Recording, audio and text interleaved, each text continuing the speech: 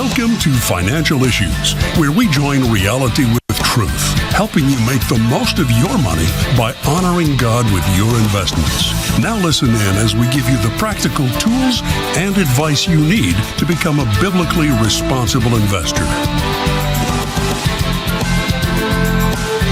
Well, good morning, folks. Welcome to Financial Issues. Wonderful to be here with you today. I'm Seth Udinsky here with the Studio A team, Sam Case, Elijah Kelly, Grant Ace, and the rest of our team here. We are grateful for all of you joining us today on the show. Hey, thank you all so much for keeping things afloat yesterday. I was off yesterday, got to enjoy a lovely anniversary with my bride, so it was really good. It's good to be back here, though, today. We're excited to have you. Join the conversation, folks. You can join us at 610-363-1110. You can talk to myself and Sam.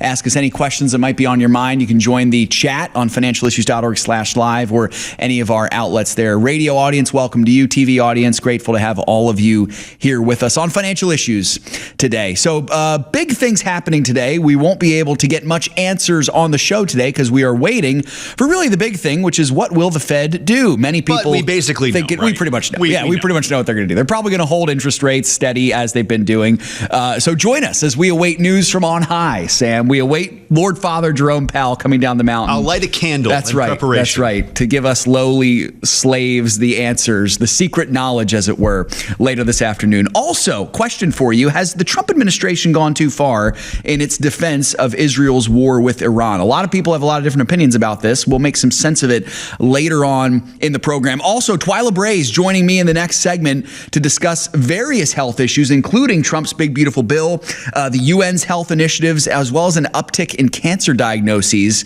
in the last 4 years. Folks, if you've got questions for Twila, please put them in right now. If you've got questions for Twila, you can call in. You can also, of course, put those questions in on the website, financialissues.org/live. Again, Twila is going to be joining me in about a little less than 10 minutes. So if you want your question answered or a chance for it, you got to get those questions into the chat right now, or again, you can call in as well with those. Okay, grateful to have all of you. To kick things off here, Sam, let's turn to the world stage here. The big financial news of the world that we've been seeing here. The EU has, or at least is going to, accept a 10% tariff with the United States. I think that's pretty exciting news. What can you tell us about that, Sam? That's right. Even as Donald Trump is dealing with all the chaos in the Middle East, the trade stuff is still going on. And according to the New York Post, the European Union is reportedly prepared to accept a flat 10% tariff on all exports to the United States in a bid to prevent steeper tariffs on critical sectors like cars, drugs, and electronics. Now, that news originally came from a German newspaper citing EU negotiators who said the deal would be conditional and likely would not be a permanent deal, but it would be a step in the right direction. This, of course, comes as Donald Trump last week threatened 50% tariffs on all EU imports, and also after Trump finalized part of his trade deal with the UK earlier this week. Nice. Thank you, Sam. That's great stuff. Good to see Trump continue to wheel and deal a little bit on the world stage. Now in the last, week and a half, Sam, we've seen progress with China and the EU. That makes up most of the world. You know, I mean, they're talking about the entirety of Europe and a huge portion of the Far East. Pretty good stuff. Of course, Trump's got some other things to deal with in the Middle East, but I think it's good to see this here happening for sure. I can't help but wonder, Sam, what the people who were, taco? Trump always chickens out. I can't help but wonder if, what they're thinking right now as they're seeing these deals being made. Exactly. Chickening out for these deals? Are they going to be put to shame? Yeah. Seth, I'm going to be honest, I completely forgot about the whole taco thing, and I'm pretty sure everyone else has too. That's exactly right. Good stuff, Sam. All right, let's move now. So the Federal Reserve, again, expected to meet today. Sam, what can you tell us about this? Well, not as expected we said, to meet, right? actually. We basically know what's going to happen with this. The Federal Reserve is announcing their interest rate decision today, and the expectation, almost unanimously, is that it's going to be held steady. Also, a Reuters poll shows that people do largely expect that there are going to be cuts later this year. About 55% of economists polled by Reuters expect the Fed to resume cutting next quarter, likely sometime in September. Yeah, Sam, I got to tell you, poor Jerome Powell. I say that tongue in cheek. I really don't feel bad for him much at all, but I do pity the position that he's been in. He has never been seen as the good guy. He's been ping-ponged back and forth between the Biden administration and the Trump administration. A lot of it is his own fault from leading from behind, but still, I certainly would not envy the position of the Federal Reserve Chair. So interesting stuff. We joke about the feds descending from on high with secret knowledge. It's a funny gag. I enjoy it every time I do it. Here's the truth why we do that. We actually think, at least I think this, I'm not sure the Fed even knows what they're talking about exactly. And then, again, on the other hand, of course, I'd hate to be in the Fed's shoes, but it's just another reason why this whole idea of this apolitical governing body having this much control over the money supply in our nation really is pretty silly. But once again, you have to wonder, if it's not the Fed, who's it going to be? Is it going to be Congress? Is it going to be, other elected officials whose job it is just to keep votes? I'm not sure I'd want them in control of the monetary supply either. So pretty crazy stuff here for sure. All right, folks, we do have a call here. Karen is calling from Virginia. Karen, good morning. You're live on Financial Issues. Thanks for joining us today. Good morning, Seth. How are you? I'm doing great, thanks. What's on your mind this morning? So I have a tip for Financial Issues listeners about a way that they can give to the ministry that I wasn't aware of, so I figured they probably aren't either. And it is particularly Hilton Honors hotel points. Now, I don't know if there are other hotels that do this, but when you accumulate awards, I don't travel very much, so I don't ever get enough points for it to matter. So I was looking in my Hotel Honors account to try to see how I could use the points. And they have there's a website called Pointworthy. It's pointworthy.com. Yeah. And you can go there and you can log into your Hilton Honors account and donate your points. So I had $16 worth of points in there. Nice. That I was able to donate through Pointworthy to Financial Issues. And that's awesome, so Karen. I know a lot of people, and I was really shocked, honestly, that Financial Issues was on there because you're a small ministry. And I thought, it probably won't be. I'll have to donate to somewhere else, even though you're who I'd rather donate to. And lo and behold, you were there. Oh, that's awesome. That's awesome. Karen, thank you so much. I think you're the first person I've ever heard of in the history of the ministry who has used Hilton Honors points to donate to us. That's pretty darn cool. That's great. Well, that's great. And I hope that other people that have small amounts in their accounts and they know they're not going to accumulate in hotel stay, go look at it and see what you have, because every little bit helps. Yeah. And you know what, Karen, it's so fascinating that you bring that up, because I know a lot of people, even family members who, they travel for business and they have different, hotel points, airline miles, different things like that. And I've always thought, okay, are those things really worth it? Well, your call just proved, they actually can be worth it, So no, that's awesome, Karen. Thank you so much for thinking of such a creative way to give to us and for, encouraging other people to do the same thing. That's awesome. Well, you're welcome. I hope lots of people will do it. Yeah, that's awesome. Karen, thanks for calling. You've blessed us today. Appreciate the call. You're welcome. God bless you. Yep, God bless you. That's awesome. Yeah, folks, it's always great to hear those creative ways to be able to give to the ministry. If you're thinking of some other creative ways, gifting from, your IRA, for instance, giving gifts of stock, those would be great questions to ask for Shanna for our upcoming conference call, by the way, which is tomorrow at 12 p.m. Central Time, 1 Eastern Time. Folks, you do not want to miss that conference call, especially, I'll say this, especially if you have questions about the alert that we sent out earlier this morning, or it might have been yesterday, late last night. We issued a sell alert for, I believe it's CS, and Sam, you might have to correct me. Here it is, CS57. We issued a sell alert for that company. My guess is a lot of you might have questions about that. But if you have questions like the topic that Karen just brought out about creative ways to give, that could be a great question to answer too for that. But I do hope that you'll consider joining us for the conference call tomorrow, folks. This is a great opportunity for you to get to kind of ask some of those more in-depth questions to Shannon, and to kind of hear her insight as well on what's going on in the economy. I'm sure she'll have some things to say about the Fed's decision later today.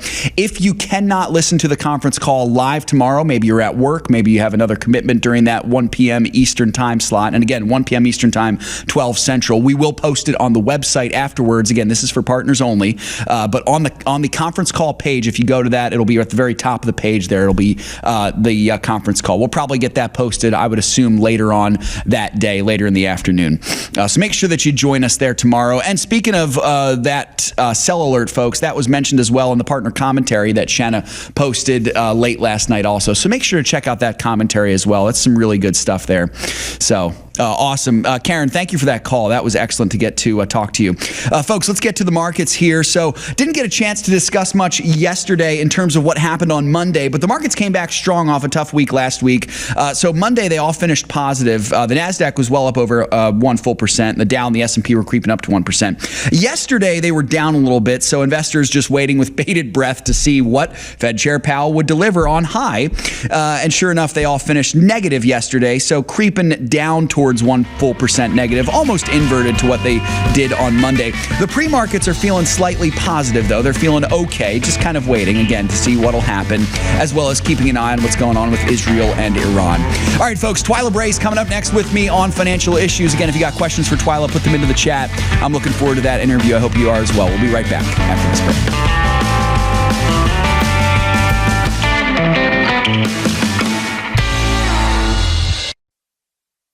How is Timothy Plan continuing to lead the fight as you guys now enter your 4th decade of leading this fight of biblically responsible investing? We've been too silent for too long, and we can no longer be silent. You stand up, like Ronald Reagan said, we're only one generation away from losing all of our liberty. Yeah. It has to be fought for. I wish it didn't. And you can fight for it. You don't need guns and ammunition and that. You can fight for it, especially with your dollars, because it's always about the money. And when the money starts impacting people, they start paying attention. When we launched this, they said it couldn't be done, but here we are 30 years later. They said you couldn't get competitive returns, but here we are. What a tremendous testament of God's grace. Go to financialissues.org/Timothy Plans to learn more about Timothy Plan. Through Crossroads Kids Club, lives like Dali's are being changed all over the world. When I was 8 years old, my parents separated temporarily. It made me feel lost, empty, and without direction. Until one day, I went with my cousins to the Crossroads Club. This led me to know Lord Jesus and accept Him in my heart. He changed my life, and I don't feel lonely anymore. Reaching kids with the hope of the gospel in schools and across the world. You can change a young life today at reachourschools.com. If a woman sees her baby on ultrasound, it doubles the likelihood that she'll choose life. And on top of that, we share the gospel of Jesus Christ with her. This is why you should support preborn.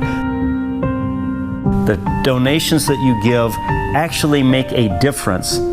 Last year, 59,000 babies were saved because of what you have done with your generosity.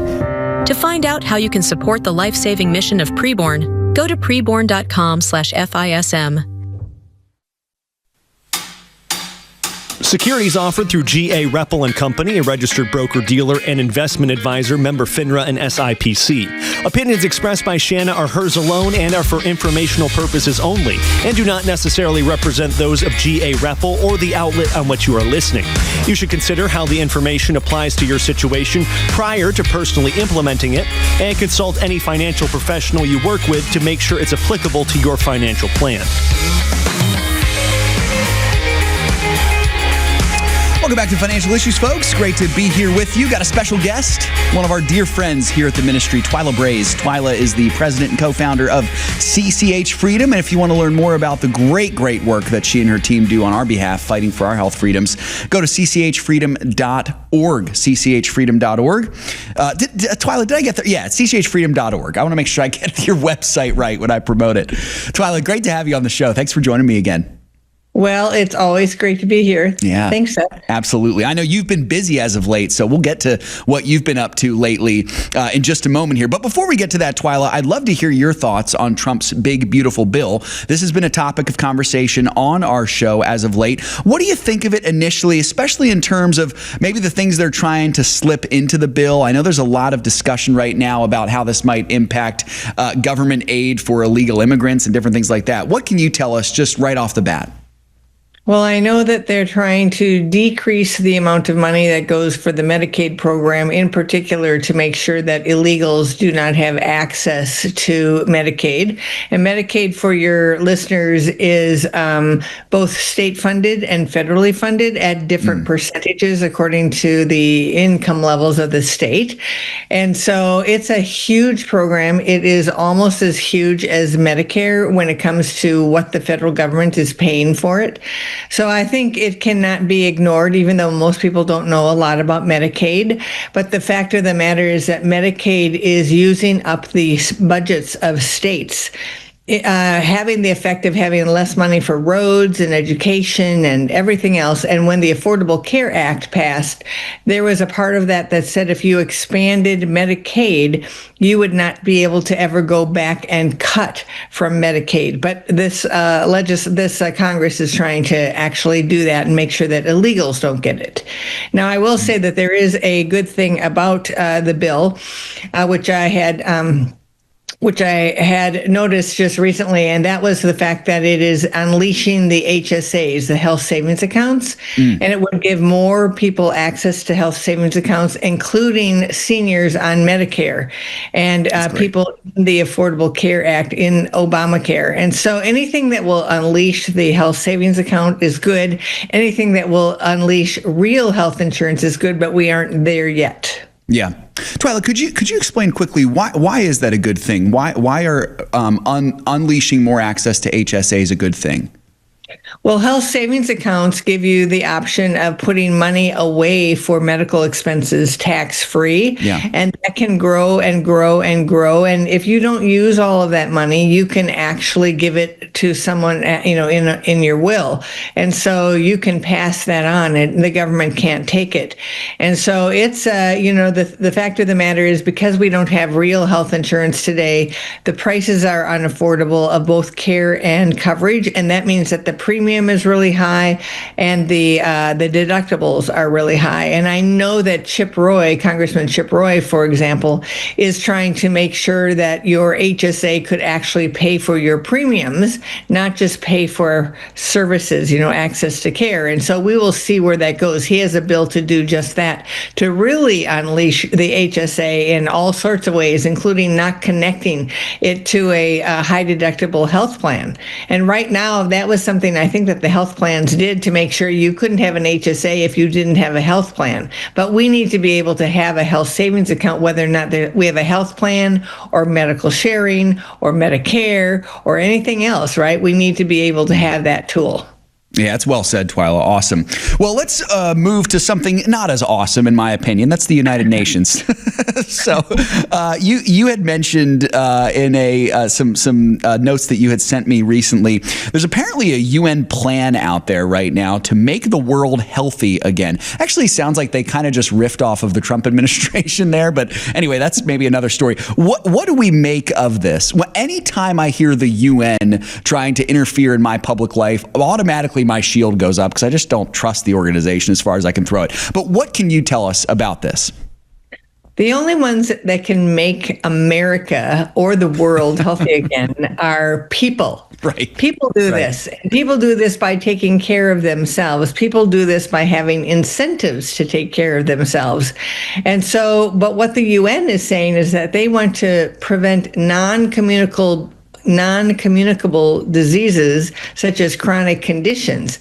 Well, that just means that they're planning to invest very heavily in data and heavily in every part of your life that would lead you to getting, let's just say, heart disease or depression or anything that's not communicable, right? Any other condition, including orthopedic conditions, whatever, right? And so that's very intrusive. The plan here is sort of ridiculous that they can prevent non-communicable diseases, but what it does mean is that they will overreach into personal lives to try to do things that only people themselves can do. And of course, it'll cost a lot of money, which means that all of us would have even less money to do what we can to help ourselves. So all of this idea that government can come in and do for us what we can do for ourselves and charge us to do so that we have less money available to help ourselves. It's all just ridiculous, but it is definitely big government. Yeah, probably the biggest government you could think of, honestly. It's kind of that one world ruling government that we talk about. Yeah, Twila, thank you for bringing that to our attention there. I hope and pray that this doesn't get the legs under it. But of course, I'm always just praying imprecatory prayers against the UN anyway. But that's a whole nother side conversation. Let's move back home here for just a second, Twila. What's going on in the Trump administration? I saw recently RFK got rid of several vaccine advisors. That leads to a topic I found very fascinating, another one that you had sent me. There's been a big uptick in cancers starting in 2021. I find that fascinating. What do we make of this, knowing that that is the same time frame that the COVID vaccine became widely distributed in our country? What can you tell us about this? I think the truth about the COVID shot is going to come out and out and out and out until it cannot be ignored. Yeah. And so, the fact of the matter is that there are a lot of young people now getting cancers that they never had, that young people never got before. And then there are people who are getting, who had cancer, whose cancer was in remission. Then after they took the shot, boom, they were suddenly at, stage 4 and dying. And there are other people who have never had cancer and they suddenly find themselves with cancer and it's at stage 3 or 4 when they find it, and then they die. And so, so what has long been said about the COVID shot is that it really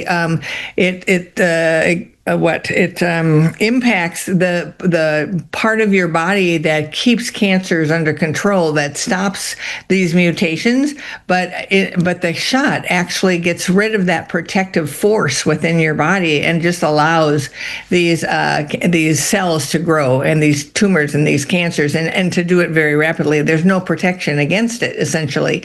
And so Dr. Brian Hooker, who looked at the Department of Defense epidemiological system, he found that there was a 40% uptick in cancers starting in 2021. But if you just look at the oncologists around, they're all talking about the fact that they're seeing cancers in people they've never seen cancers in before. They're seeing cancers they haven't seen for a long time.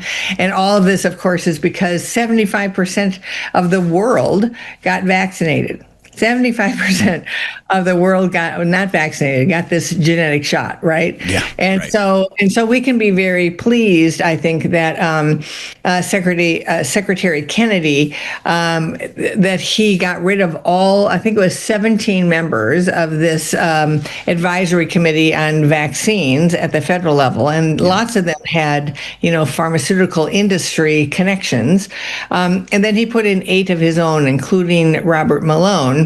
Dr. Robert Malone, who was very early, he was in the beginning of the mRNA, so he knows a lot about the mRNA, and which is part of the COVID shots, which is what we believe and they all believe is part of why these cancers are happening and why people are dying. And there is just a new study out from Japan, 18 million people, I think, and they just showed how the more shots you get, the earlier you are likely to die. So that just came over Twitter this morning, and I haven't really looked at it yet, but that at least is what the headline is off of Twitter. So, Twila, it's basically the same things that we were saying for 4 years that the left was saying, no, it's all conspiracy theory. Well, now it's all becoming true. Honestly, that's sad stuff, Twila. Now, tell me this for just a moment here, and I'm going off script a little bit, but what would you say to someone, because I know we've even talked with people on our show before. I remember Dan would try to counsel people who got the vaccine and then felt some sort of guilt about it because they realized how dangerous it was. How would you counsel someone who came to you and said, I got this vaccine, I'm really scared, what do I do? I think they need to go find the protocols that get rid of the spike, because the fact of the matter is Yale News pointed out maybe 6 weeks ago or something, an article that said that they found the spike in people 700 days after the last shot, 700 days. And, the thing is that they didn't have a kill mechanism in the shot, so nothing to turn it off, to stop it from producing spike protein in your body. So we don't know exactly how long it's produced. It might produce longer in some people, shorter in others. But the fact is that's a long time to have this toxin in your body. And so I would just tell people to go get the medications that can be used to reduce spike in your body. And there are a variety of sites that will give that to you, including Dr. Peter McCullough's site.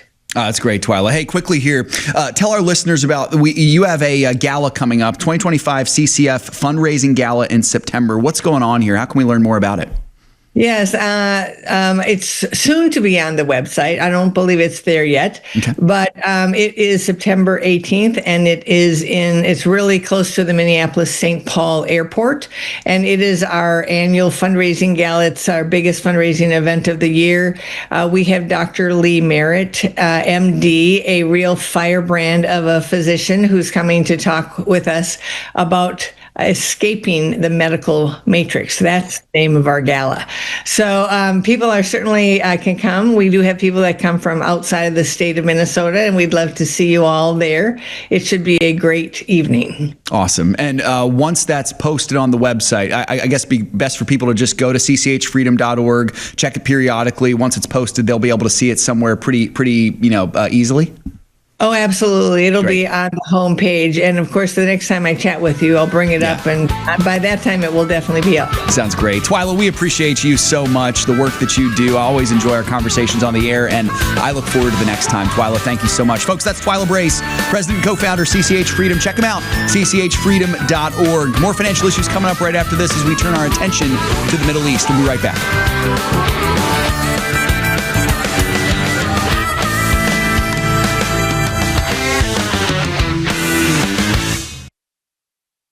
In the last 10 to 15 years being in ministry, being married, something that has been constant in our lives is Samaritan Ministries. As we've moved, we've had babies, we've had different things come up, we have just been able to rely on Samaritan in ways that we never really even thought about before becoming members. Our heart's desire is to plant roots and be in a place for a really long time. It's how we were raised. We see the benefits of that, but we also see the open-handedness of being used by the Lord wherever He calls, because we just assumed when we started pursuing church planting, the quickest way to get from point A to point B is a straight line. And with the Lord, sometimes you find out it looks a lot more like this. And yet, Samaritan was with us through the entire thing. We didn't have to look into, we have to change insurances now because we've moved states or whatever the case may be. And it's just been a real blessing to us in different phases of life. I'm Kyle. I'm Colleen. And we're the Gen X. And we're Samaritan members. If you're like me and used to think managing your investments was overwhelming or just for the experts, think again. I used to believe I needed a financial analyst to handle everything, but financial issues showed me I could manage my own investments while staying true to my faith. It's completely transformed how I handle my finances. What felt like a foreign language is now simple. I can buy and sell stocks with confidence, knowing my investments align with my faith. And the best part, this empowering, life-changing guidance is affordable, just $132 a year. FISM gave me the tools to restructure my portfolio, diversify, and track my investments. Their video library taught me how to steward what God has entrusted to me with wisdom. If you're ready to gain financial peace and manage your investments with purpose, I can't recommend Financial Issues enough. It's something anyone can do. To learn more, go to financialissues.org. Preborn is making motherhood possible for thousands of moms across America. I found out that I was pregnant, and my family, they were like, no, you're not having this baby. I met Miss Linda. She told me about all the great resources, like they offer free baby clothes, they offer free classes, stuff for mom. She prayed with me. She told me to ask God to, guide me to my decision. She made it completely like my choice. She offered to get me an ultrasound, and I found out I was 6 weeks pregnant. That's where I very first heard the heartbeat of my son, and I was told, whatever I gotta do, whatever comes my way, I'm just gonna, have this baby. It was really a great thing that I was led to the choice to keep on. To find out how you can support the life-saving mission of Preborn, go to preborn.com/FISM.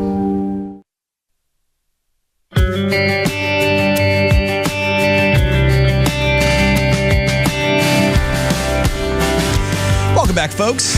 Financial Issues here. Great to be here with you all. this morning. Let's do a quick chat rundown here. Good to see so many of you, the usuals in the chat. If you're new, make sure to say hello. Brian from Virginia, good to see you, brother. Dave and Darlene in Virginia as well. Nelson from Louisiana in there. Eddie from Tennessee. Hello, Eddie. Nice to see you, brother. James in South Carolina. Welcome, James, to the program. Good to see you. Lisa in Texas. Hello, Lisa. Lisa has a nickname for me, Sir Surf, because of, I assume because of my wonderful typing ability, how I always mistype things in the chat. So great to see you there, Lisa. Jason from Florida. Good morning to you, brother. UJ, great to see you. UJ, I apologize. I saw your question for Twila at the end of the segment. I missed it, so I'm going to have to tee that one up for Twila next time. Be better, Seth. Come on. I know. That's on me. That's my fault. So great to see you guys all this morning. If I missed anyone, I apologize. Make sure to give a shout out in the chat, as well as Facebook. Sam, we have anyone on Facebook watching us this morning? I hope so. Alejandro, Mark. Nice. Let me see. Do we have anyone else? I know Timothy? Oh, nice. Very Joanne? cool. Very cool. Good morning to you all. I know there's more than just those people watching, but always good to give them shout outs. So good to see you. Well, they need to comment or I'm not going to see their name. That's right. I'm not psychic. I can't know those things. Sam is smart, but not that smart, right?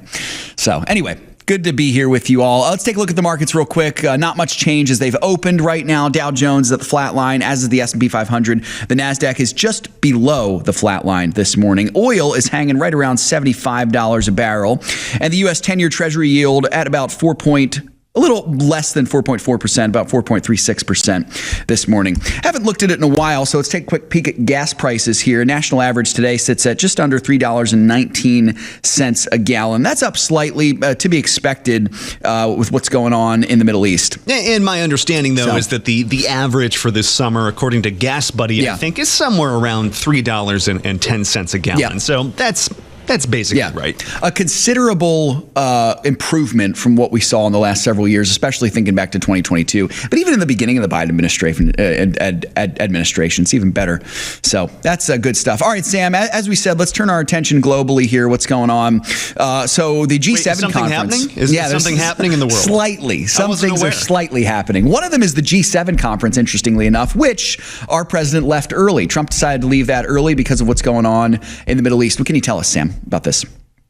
Yeah, Trump had some other things going on at the time than the G7. Both President Trump and Secretary of State Marco Rubio left the meeting early this week, citing the war between Israel and Iran. Following his departure, or at least his announcement that he was going to depart, Donald Trump posted a pretty ominous message on Truth Social saying that the Iranian people should evacuate the capital of Tehran immediately.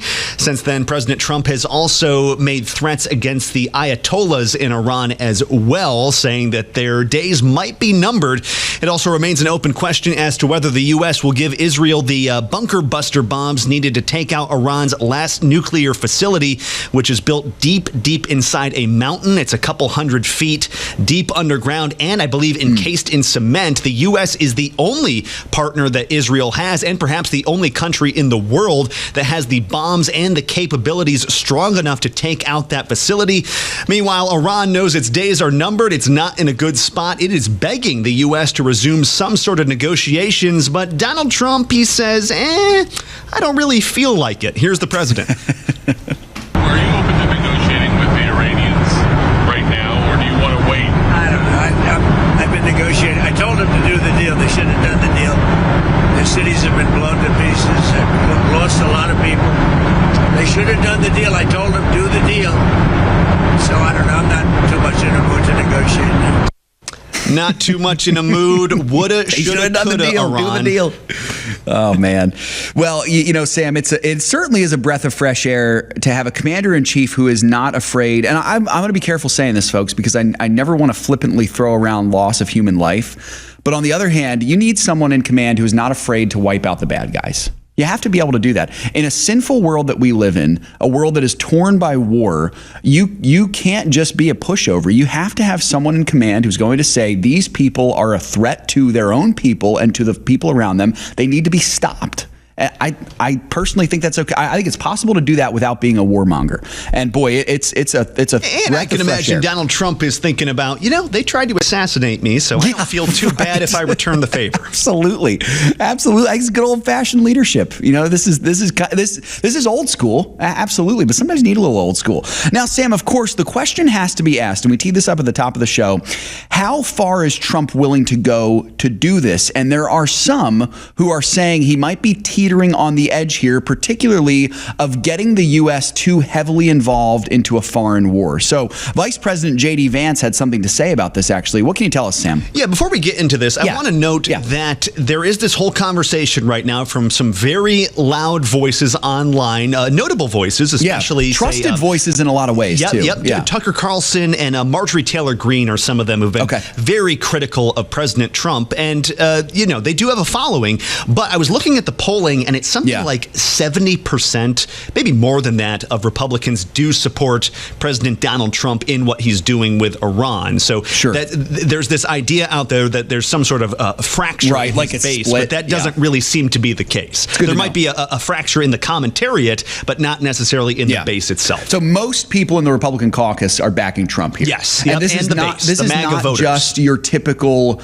This is not just the Lindsey Grahams of the world, like the warmongers. These are people who might lean more isolationist who are also supporting Trump here too. Okay, good stuff. Sorry, Sam. Go ahead. And one of those people is J.D. Vance. J.D. Vance tends to be fairly isolationist. He came out and defended President Trump against these people who are attacking him for his tougher stance on Iran. He said people are right to be worried about foreign entanglement after the last 25 years of idiotic foreign policy, but went on to say, quote, "I believe the president has earned some trust on this issue, and having seen this up close and personal, I can assure you that he is only interested in using the American military to accomplish American people's goals. Whatever he does, this is his focus." He said this, noting that Trump, it's possible, might need to take, quote, "further action to finally end Iran's nuclear program once and for all." This comes, as we said, as conservative influencers, notably Tucker Carlson, but others, have accused Trump of, quote, "betraying the America First movement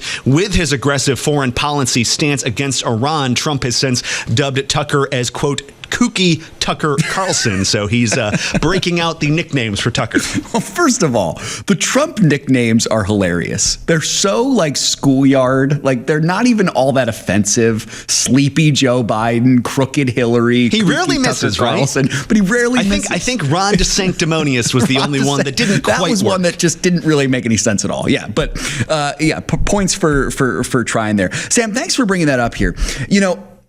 So first of all, what J.D. Vance says here gives me personally a lot of comfort. My hope is that he is right, is that whatever Trump does is seeking to accomplish the American people's goals first. I'm not against having allies. I think it's great that we have Israel as an ally in the Middle East. But I tend to lean more isolationist myself. I am really strong into just saying whatever's best for my country. Whatever's best for my country. And I do see, and I'm going to play Trump's advocate a little bit here. I do see where Tucker's, you mean? Tucker's advocate. Thank you. I do see where Tucker's coming from here, because Trump did run on a no foreign wars policy. That's what he ran. Now, he's not in control over what happens in the Middle East, and sometimes things happen that necessitate a different response than what you had promised. And that's where Trump can prove himself here to be able to respond in a way that still keeps the American people's needs first. But I'm with Tucker when, he's concerned about the possibility of entering into a foreign war, especially when we just saw 3 years of a nonsense war in Eastern Europe, a proxy war over disputed land that's been disputed since the Middle Ages, by the way. And you saw the Biden administration gung-ho about supporting Ukraine and the threat of sending U.S. soldiers over there and all that different stuff, too. I think it's understandable that some people in the United States are concerned. Are we just seeing the same thing happening except in Israel now? Sam, what do you think? Sure, but I think there's some distinctions here. One, Trump actually didn't run on no foreign wars. He ran on no endless wars. And two, Donald Trump has been incredibly consistent about this issue with Iran. Going back to around 2010, 2011, he would say repeatedly that Iran cannot have a nuclear weapon no matter what it takes. Everyone remembers the famous golden escalator thing. Donald Trump came down. One of the first things he said when announcing his presidency was, we cannot let Iran have a nuclear weapon. So if you think that wasn't part of Donald Trump's Trump's agenda. You've just not been paying attention, or you've just been hearing what you want to hear, because Trump's been very consistent, even while attacking other misadventures in the Middle East. He has been quite strong against Iran. I also think there's a distinction between sending boots on the ground and perhaps dropping a bomb or two to put the kibbutz on Iran's nuclear facilities once and for all. So that is a distinction as well. Yeah. So, Sam, I completely agree with you, especially on that last point. The one question I would have is, if you don't send boots on the ground, you drop a bomb, what's then Iran's response? Do they respond in some kind of act of terror or some kind of escalation? All that to say, I'm confident in Trump. Well, the big concern is that China and Russia were going to get involved. Right, but both of them are saying a little bit like, they don't seem too interested in this right now. You know? Absolutely. The big meme online from Americans is, I'm not dying for Israel, but I think China and Russia are saying, I'm not They're dying not dying for Iran. Yeah, exactly right.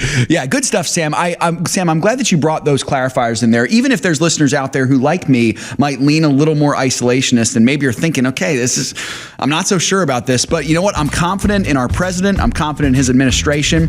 And so, folks, just a great reminder for us to, of course, pray for the president right now, for his administration, for peace in the Middle East, as we've talked about as well. We'll get a little more on this in the next segment here, folks. More financial issues coming up right after this. We'll be right back.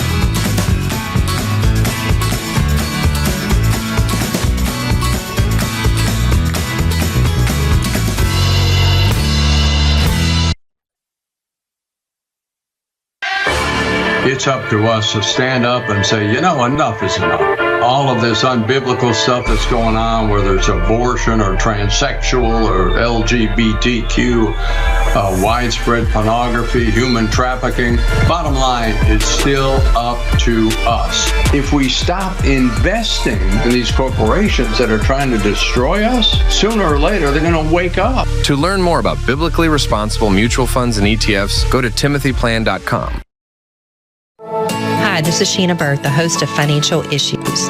Financial Issues family is so blessed to have saved tens of thousands of babies, all thanks to the generous support of you, our listeners and viewers.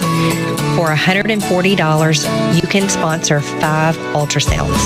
Please go to preborn.org, that's preborn.org, or financialissues.org, and click on the Preborn logo.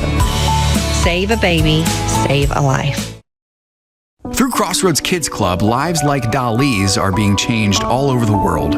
When I was 8 years old, my parents separated temporarily, and my mom and I moved houses.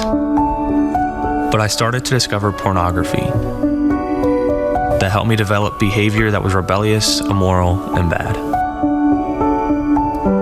It made me feel lost, empty, and without direction. Until one day, I went with my cousins to the Crossroads Club. I really liked the Bible teachings, how they mixed them with games and fun.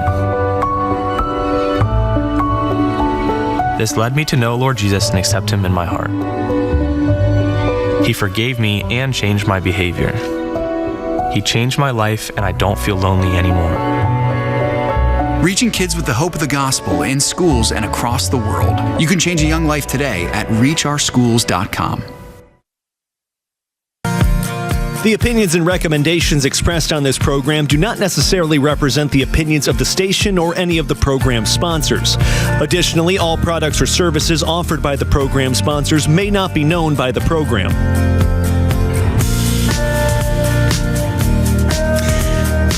Folks, good stuff there. It's an interesting conversation. Sam and I were just talking during the break how there are differences. It's apples to oranges when you're comparing, the war in the Middle East to, say, the war in Eastern Europe, for example.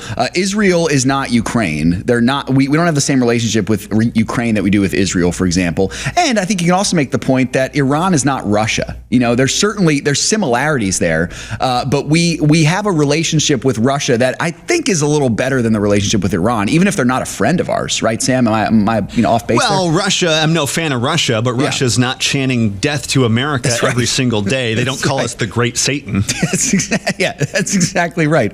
That's well said. So there's all those things to be thinking through for sure. Now, Nelson in the chat brought up a great point here. I'm concerned Biden let in an Iranian terrorist that could wake up. And man, I would urge you folks, please pray for God's hand of protection over our country right now.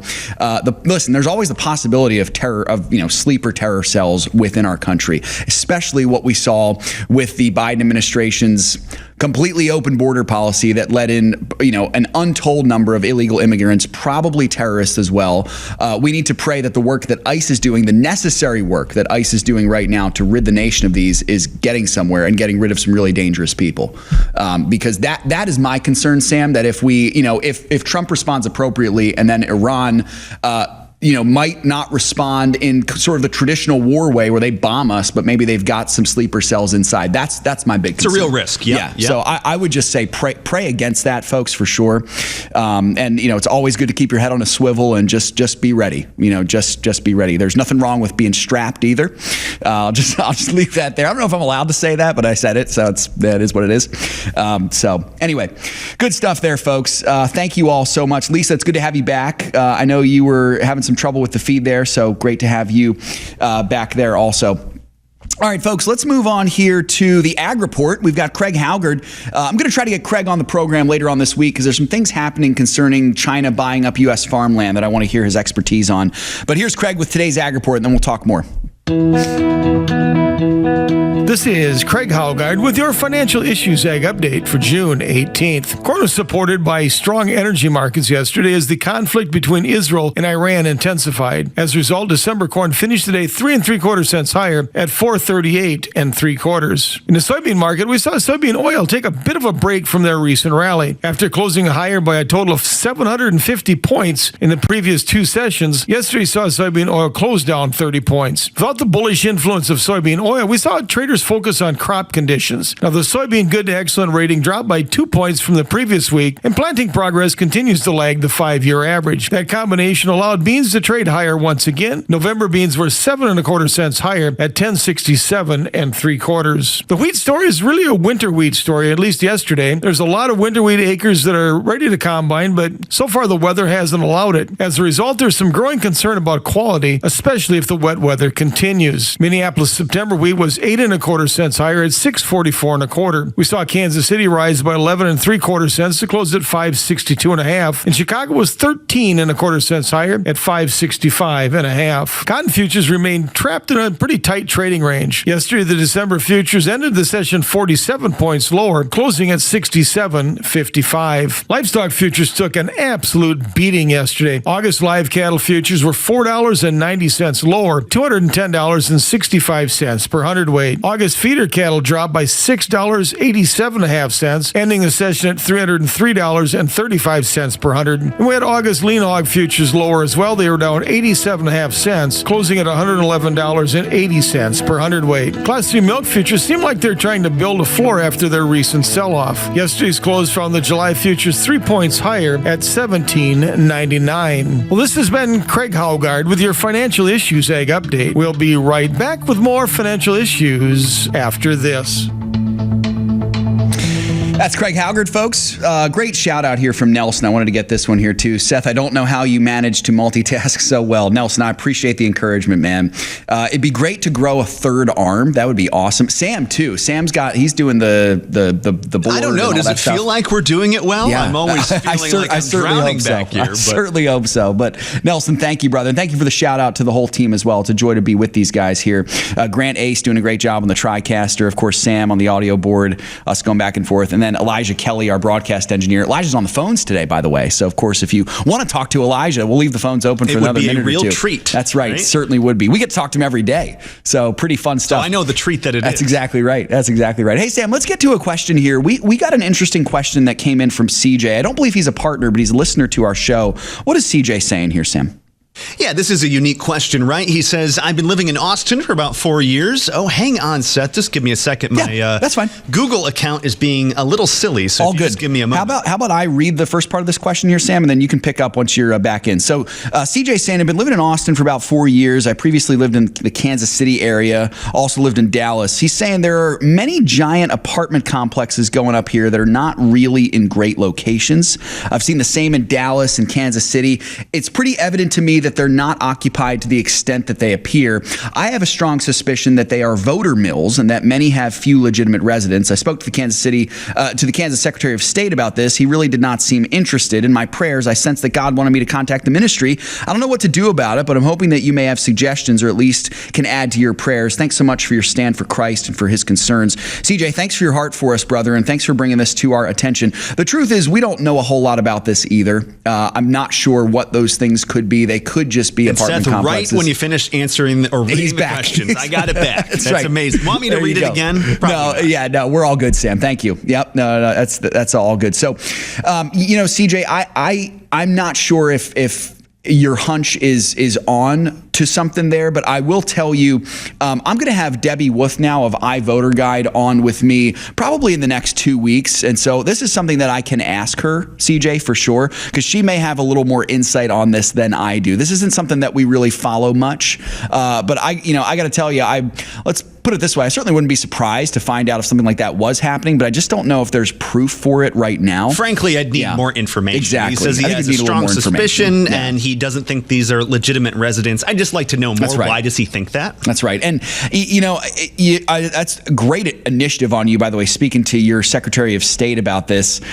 He would, whether they're happening or not, he'll probably dismiss it, so it's certainly his answer doesn't surprise me. You got the real smoking gun. Yeah, that's exactly right. People. That's exactly right. So when I have Debbie Wuthnow on, I'll be sure to ask her about this. She might have some more information on it. Thanks for your question, CJ. That is a good one. Folks, let's turn our attention as we close our show here to the verse of the day. Actually, before we do that, real quickly, the markets, before Jerome Powell descends from on high, folks, the markets, little change, not much change. They're a little positive right now, each of them up 0.25%. So feeling slightly optimistic before the Fed makes their announcement later today. But as we close the show here, Revelation 1:12 through 18, I think this is really key for us as we see what's happening in the Middle East, to be reminded of the God who is in control over all things, including what's going on in the Middle East right now. So Revelation 1:12 through 18, John says, "Then I turned to see the voice that spoke with me, and having turned, I saw 7 golden lampstands.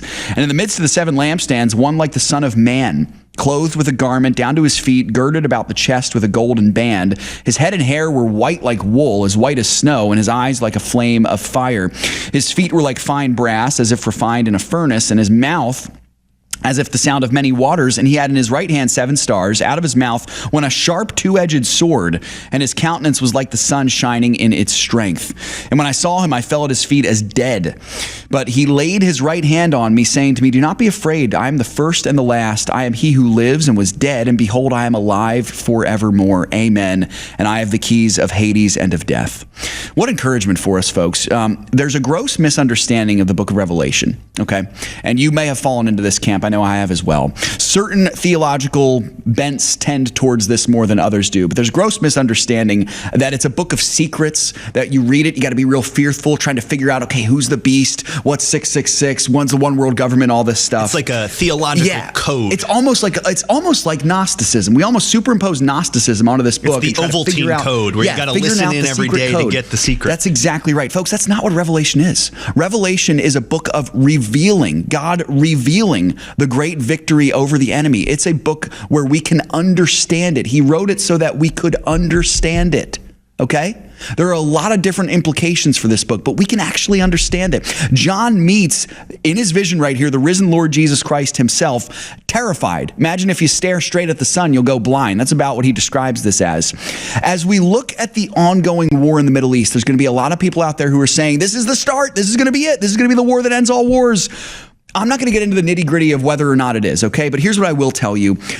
I want you to look and savor and rejoice in the victorious one who wins in the end, okay? Jesus Christ wins in the end. I believe that things will get better. I believe that. I believe Christ's kingdom is coming.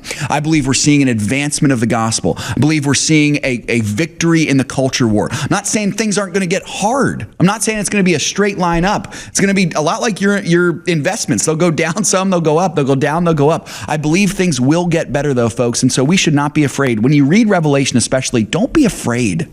This is a book of great victory for the church. And so we should be encouraged by this. The victory of Christ is our victory as well. Okay? So make sure that you are girded tightly to the Word of God and to the Lord Jesus Christ himself, the victorious one who holds the keys of Hades and of death. He was dead, and behold, he's alive forevermore. Great news, folks. It was a joy to be with you all today. Remember, conference call tomorrow, 1 p.m. Eastern Time, 12 p.m. Central. You should have received the alert for it.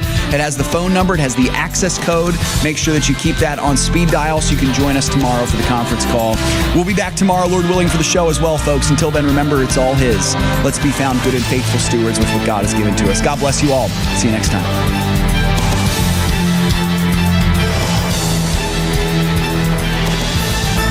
If we ever forget that we're one nation under God, then we will be a nation gone under.